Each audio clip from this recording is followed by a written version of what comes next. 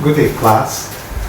We want to continue our topic of set theory by solving this problem.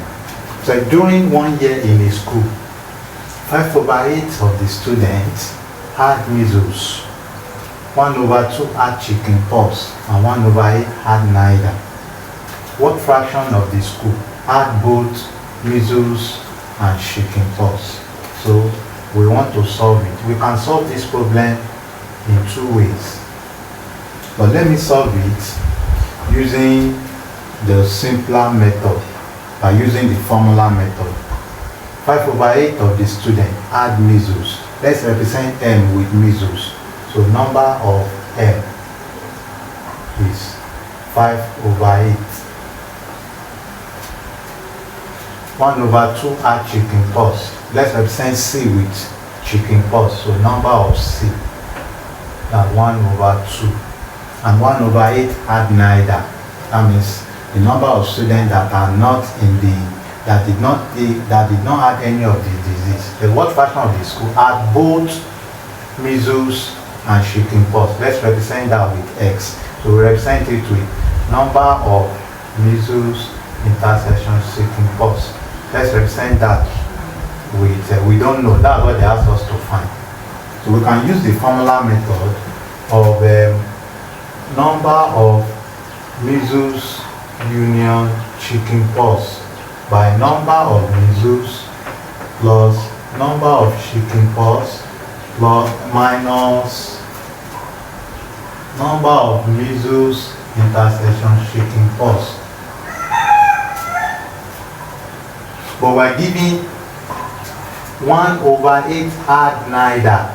That means the total number of a set, when you are giving a fraction, if you are giving in percentage, the total number of people in the set, the population in the set will be 100% if you are giving in percentage. But if you are giving in fraction, the total number will be just 1. And we're told 1/8 had neither. So we subtract it from 1, which is the total, minus 1/8. So the remaining people that had chickenpox and measles will be 7/8. So we have number of measles is 5/8. Number of chickenpox is 1/2 minus. So let's represent this one with X. Number that had both measles and chickenpox. Let's represent it with X. So 1 minus 1/8. Anytime you are subtracting a fraction from 1, the simpler approach is to say 8 minus 1. That will give you 7/8. So we can find the LCM of 8 and 2. LCM of 8 and 2 is 8. 8 in 8, 1. 1 times 5, 5. 2 in 8, 4. 4 times 1, 4. Minus X.